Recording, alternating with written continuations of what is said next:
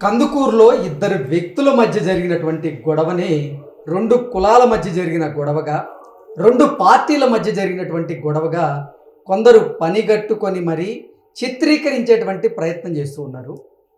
వైకాపాకు చెందినటువంటి నేతలు నిజంగా ఆ ఇద్దరి మధ్య జరిగినటువంటి గొడవ ఏదైతే ఉందో దాన్ని బూచిగా చూపించి ఒక సామాజిక వర్గం మరొక సామాజిక వర్గం మీద కక్ష తీర్చుకుంటుందని, అలాగే పార్టీలను కూడా ఇందులో ఇన్వాల్వ్ చేసి దీన్ని రాజకీయం చేసేటువంటి ప్రయత్నం చేస్తున్న నేపథ్యంలో ఈ అంశం మీద మనం పూర్తి స్థాయిలో విశ్లేషణ చేసుకుందాం. ప్రస్తుతం మనతో పాటున్నారు ప్రముఖ సామాజికవేత్త, ప్రముఖ రాజకీయ విశ్లేషకులు కృష్ణకుమారి గారు. మేడంతో మాట్లాడదాం. మేడం నమస్తే. కందుకూరులో జరిగినటువంటి ఇద్దరి మధ్య జరిగిన గొడవని రెండు కులాల మధ్య జరిగినటువంటి గొడవగా, రెండు పార్టీల మధ్య జరిగినటువంటి గొడవగా కొంతమంది కావాలని చిత్రీకరించేటువంటి ప్రయత్నం చేశారు. దానికి తోడు ఇప్పుడు వైఎస్ఆర్ కాంగ్రెస్ పార్టీ నేతలు కూడా కొంతమంది అదేదో కులాల మధ్య పార్టీల మధ్య జరిగినటువంటి గొడవగా, దాని ద్వారా ఇప్పుడు ఆంధ్రప్రదేశ్ ప్రభుత్వం అంటే ఆంధ్రప్రదేశ్లో ఉన్నటువంటి ఈ కూటమి విచ్ఛిన్నం కాబోతుందనేటువంటి ప్రచారం చేస్తూ ఉన్నారు. దీన్ని ఎలా చూడాలంటారు మేడం? చాలా దురదృష్టకరమైన అంశం అండి ఇది. అంటే జరిగిందే దురదృష్టం. అంటే అసలు అలా జరగకూడదు. దాన్ని వీళ్ళు రాజకీయాలకి వాడుకోవడం అనేది మరింత దురదృష్టం. అంటే ముష్టి వాళ్ళు వర్సెస్ వేర ముష్టి వాళ్ళు అన్నట్లు ఉంది ఇక్కడ. ఒక మనిషి చనిపోతే నేను అదే చెప్పబోతున్నా. ఇప్పుడు ఇక్కడ బాధాకరమైన అంశం ఏంటంటే, ఒక ఇద్దరు స్నేహితుల గుంపులు ఉన్నాయి అక్కడ. ఒక నలుగురు ఐదుగురు ఒకవైపు, నలుగురు ఐదుగురు ఒకవైపు ఉన్నారు. వీళ్ళందరూ బాగుంటారు, అంతా సజావుగా నడుస్తుంది. అప్పుడు ఏమీ కులాలు గుర్తు రాలేదు, అప్పుడు ఏమీ పార్టీలు గుర్తు రాలేదు. వీళ్ళందరూ స్నేహితులు. అయితే ఈ స్నేహితుల మధ్యలో ఒక సున్నితమైన అంశం చర్చలోకి వచ్చింది. అదేంటి అంటే, నువ్వు నా భార్య జోలికి వస్తున్నావు, నా భార్య జోలికి నువ్వు రావడానికి వీల్లేదు అని చెప్పి ఒక అతను ఒక రకంగా ఒక మాదిరి వార్నింగ్ లాగా ఇచ్చాడు. వార్నింగ్ లాగా ఇస్తే రెండో అతను దాన్ని చాలా సీరియస్గా తీసుకొని, నాకే నువ్వు వార్నింగ్ ఇస్తావా అని అతన్ని కారుతో ఢీకొట్టి మరి భయపెట్టడం జరిగింది అక్కడ.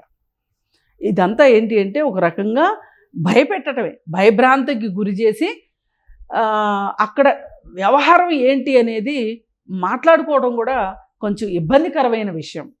ఎగ్జాక్ట్లీ. ఈ వ్యవహారం అనేది పక్కన పెడితే అదే వ్యక్తులు కూడా అదే ఇప్పుడు అది అతని స్నేహితుడిని ఒకటే మాట అడిగాడు, మనం స్నేహితులం కదా, నువ్వేంటి నాకు ద్రోహం చేసేటట్లు నా భార్య జోలికి వస్తున్నావు అని అతను అడిగాడు. అడగటంలో అది సమంజసం. ఇతను అసలు అలాంటిది ఏదీ లేకపోతే లేదని చెప్పాలి, ఉంటే కూడా ఈ విషయాన్ని అతని దృష్టికి వచ్చింది, ఇది మర్యాద కాదు అనే ఉద్దేశంలో అతను వెనక్కి వెళ్ళిపోవాలి. లెక్క అయితే ఇది మామూలుగా జరగాల్సిన విషయం. సరే, దీన్ని కోతిపుండు బ్రహ్మరాక్షసి చేసుకున్నట్లు వీళ్ళు దాని వెనక ఇతని ఈగో హర్ట్ అయినట్లు అతని జోలికి, అతని మీద వ్యక్తిగత దాడికి అలాగే వ్యక్తిగత హింసకు కూడా పాల్పడిపోయాడు. సరే, ఇదంతా జరిగితే సరే, ఆవేశాలు 2 రోజులు ఉంటాయి, 3 రోజులు ఉంటాయి. తర్వాత ఎవరో ఒకళ్ళు మధ్యలో పూనుకుని రాజీ చేస్తారు. మధ్యలో ఉంటారు కదా, వాళ్ళకి వీళ్ళకి కావాల్సిన స్నేహితులు చుట్టాలో ఎవరో ఒకళ్ళు ఇది ఇలా ముదిరితే బాగోదు, మంచిగా ఉండదు అని చెప్పి సర్ది చెప్పేవాళ్ళు ఉంటారు. ఇంకా సమాజం ఏమి గొడ్డుపోలే ఉంటారు. దాన్ని అలా వెళ్ళనివ్వకుండా దాన్ని తీసుకొని వచ్చి ఇవాళ ఏదో ఆంధ్రప్రదేశ్లో కూటమి ప్రభుత్వం అధికారంలో ఉండటం ఏదో ఒక మహాపరాధమైనట్లు, అసలు ఈ క్షణానికి ఈ క్షణం ఈ గవర్నమెంట్ కూలిపోయి మాకు 11 సీట్లు వచ్చినా సరే మేము రాజ్యం చేయాలి అనే ఉద్దేశంలో వైసీపీ వాళ్ళు చాలా చాలా పట్టుదలతో ఉన్నారు. వాళ్ళు అంటే కూటమిని విచ్ఛిన్నం చేయడానికి కూటమిని విచ్ఛిన్నం చేయడానికి చాలా చాలా వాళ్ళు ఎట్లా చెయ్యాలా అనే ఇదిలో ఉన్నారు. అంటే ఏ ఒక్క అంశం దొరుకుతుందా ఆ అంశం పట్టుకొని ప్రస్తుతం ఉన్న ప్రభుత్వాన్ని అబాస్పాలు చేయటానికి, ప్రజల ముందు ఒక నెగటివ్గా చిత్రీకరించటానికి, ఇది మీకు తగిన ప్రభుత్వం, మీకోసం రాలేదు, వీళ్ళేమీ చెయ్యరు అని చెప్పి ప్రజల్ని రెచ్చగొట్టాలి అనే ఉద్దేశంతో ఈ రెచ్చగొట్టడానికి వీళ్ళు రెచ్చగొట్టాలనుకుంటున్నారు. కానీ దానికి కావాల్సిన ఆయుధాలు ఏంటి అని చూసుకుంటే వీళ్ళు కులము, పార్టీ, ఆ రెండిటి గొడవగా దీన్ని చిత్రీకరించాలని చూశారు. కులం అంటే ఇక్కడ కమ్మ కులము, కాపు కులము. ఇప్పుడు ఈ ఇద్దరు ఎవరెవరైతే దాడి చేసుకున్నారో వీళ్ళు ఒకళ్ళు ఒక కులానికి, ఇంకొకళ్ళు ఇంకొక కులానికి సంబంధించిన వాళ్ళు. అలాగే ఇప్పుడు అంతకుముందు పార్టీల ప్రసక్తి లేదు వాళ్ళ మధ్యలో. ఇప్పుడు పార్టీల ప్రసక్తి తీసుకొని వచ్చి ఇప్పుడు కమ్మ వర్సెస్ కాపు, తెలుగుదేశం వర్సెస్ జనసేన అని లాగా చేసుకుని వచ్చారు. అసలు ఎందుకు ఇంత పాపానికి ఒడిగడుతున్నారు వీళ్ళు అని గనక మనం ఆలోచిస్తే ఒక్కటే మనకి అర్థమయ్యేది ఏంటి అంటే ఈ కూటమి ప్రభుత్వం కూలిపోవాలి. అలాగే ఈ కూటమి ప్రభుత్వాన్ని మనం కూలగొట్టే పరిస్థితిలో లేము. ఎన్ని చెప్పుకున్నా, ఎంత ఆశపడ్డా ఏదైనా కొంచెం ఒక 10 సీట్లు ఇటు అటు ఉంటే ఏదైనా చెయ్యొచ్చు. ఇక్కడ అట్లాంటి పరిస్థితి లేదు. అందుకని ఏం చేస్తున్నారంటే వీళ్ళు ఈ కూటమిలో తగాదా వచ్చి ఈ కూటమి విచ్ఛిన్నం అయిపోయి అప్పుడు ఎంత అవునన్నా కాదన్నా వీళ్ళకి బాగా అర్థమైన అంశం ఏంటి అంటే వీళ్ళ కడుపు మంట ఎట్లా ఉంది అంటే చంద్రబాబు నాయుడు సీఎం అయ్యాడు అనే దానికంటే కూడా వీళ్ళకి బీజేపీ మమ్మల్ని పక్కన పెట్టి పవన్ కళ్యాణ్ని చంకలో ఎత్తుకుంది అనే బాధ ఎక్కువగా ఉంది వీళ్ళకి. ఈ పవన్ కళ్యాణ్ని ఆ చంకలోంచి దించాలి. దించితే అప్పుడు కాగల కార్యం గంధర్వులే తీర్చారన్నట్లు పవన్ కళ్యాణ్ కూటమిలోంచి బయటకు వచ్చేస్తే బీజేపీ సపోర్టు చంద్రబాబు నాయుడుకు ఉండకపోతే ఈ గవర్నమెంటు బతికి బట్టగట్టలేదు. అలాగే ఒకవేళ 2014-19లో లాగా కేంద్రం సహాయ నిరాకరణ చేస్తే ఈ చంద్రబాబు నాయుడుని మట్టి గరిపించడం ఈజీ. అంటే ఇంత లాంగ్ ప్లాన్ వేస్తున్నారు వాళ్ళు. అంటే వీళ్ళు ఎక్కడికెక్కడికి వేస్తున్నారో చూడండి. కూటమి విచ్ఛిన్నం కావాలి వీళ్ళ ఉద్దేశంలో. అయిపోతే చంద్రబాబు నాయుడు వీక్ అయిపోవాలి. పవన్ కళ్యాణ్ ఏమైపోయినా పర్వాలే వీళ్ళకి, చంద్రబాబు నాయుడు వీక్ అవ్వాలి. వీక్ అయితే అప్పుడు వీళ్ళకి ఏదో అంటారే పల్లెటూరు భాషలో మాట్లాడుకుంటే ఆ కళ్ళు చల్లబడతాయి అంటారు చూసారా, ఆ విధంగా వాళ్ళు ఇలా చేయడానికి ఇదొక కారణంగా, ఇదొక బూచిలాగా చూపిస్తున్నారు. పైగా దీన్ని అసలు కమ్మ వర్సెస్ కాపు అనే విషయాన్ని అంత తీసుకురావాలి అనే ఒక ప్లాన్ ఉంది చూసారా. ఇది ఖచ్చితంగా జగన్మోహన్ రెడ్డి మనసులో ఉన్న ఉద్దేశాలు అవి.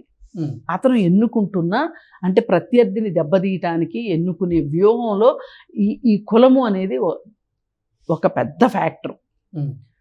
పార్టీ అంటారు అది ఎట్లాగూ ఉంటుంది, కానీ కులాన్ని బాగా వాడాలని చూస్తున్నాడు. ఇంతకుముందు కూడా వాడిన సందర్భాలు ఉన్నాయి, తన అధికారంలో ఉన్నప్పుడు కూడా వాడిన సందర్భాలు ఉన్నాయి. అలాగే ఇప్పుడు చూడండి కల్తీ మద్యం గురించి. కల్తీ మద్యంని ఎవరో సపోర్ట్ చేయరు, కానీ కల్తీ మద్యం అదొక వ్యవస్థాగత విషయం అయిపోయి సీఎంల దగ్గర నుంచి అందరికీ ఆదాయ వనరుగా మారిన సందర్భం చాలా తక్కువ సార్లు ఉంటుంది. అసలు లేదని కూడా చెప్పొచ్చు. అది ఏదో వ్యాపారస్తుల మధ్యలో పోటీగానో లేకపోతే ఒక కక్కుర్తిపడిన వ్యాపారస్తుడు చేస్తాడు తప్పితే ప్రభుత్వాలుగా చెయ్యు. ఇప్పుడు పోయినసారి నువ్వు చేసావా పని? కల్తీ మద్యము రకరకాల బ్రాండ్లు తీసుకొచ్చి చేసింది నువ్వు. పైగా మీ ఘనకీర్తి వేరే దేశాలకు కూడా పాకింది. దక్షిణాఫ్రికాలో కూడా మీ రెడ్డి అండ్ బ్రదర్స్ వ్యాపారాలు అక్కడ ఈ బ్రాండ్స్ని నిషేధించినాయి. అసలు మీరు ఈ దేశంలో మద్యం అమ్మటానికి వీల్లేదు అని చెప్పి ఒక 2-3 దేశాల్లో బ్యాన్ చేసిన పరిస్థితి. వీళ్ళు అలా చేసి మళ్ళీ దొంగ అని అరిసినట్టు రెండో వాళ్ళ మీదకి నెట్టేయటం. అంటే క్లియర్ కట్గా మనకు అర్థమవుతుంది ఏంటంటే ఇవాళ వైసీపీ పార్టీ అధినేతలు వాళ్ళ మాటినే వాళ్ళని అడ్డం పెట్టుకొని వాళ్ళ ద్వారా ఈ కులం చిచ్చులు, ఈ కల్తీ చిచ్చులు ఇవన్నీ తీసుకొని వచ్చి ఇప్పుడున్న ప్రభుత్వాన్ని పడేయాలి అనేది. కానీ వీళ్ళకి ఒకటి అర్థం కానిది ఏంటంటే వైజాగ్లో డేటా సెంటర్ వచ్చినా వీళ్ళకి కడుపు నొప్పి. ఈ ఈ రాష్ట్రంలో ఏ ఇద్దరు కొట్టుకున్నా దాన్ని వాళ్ళ పార్టీకి అనుకూలంగా మార్చుకోవాలనే దుగ్ధ.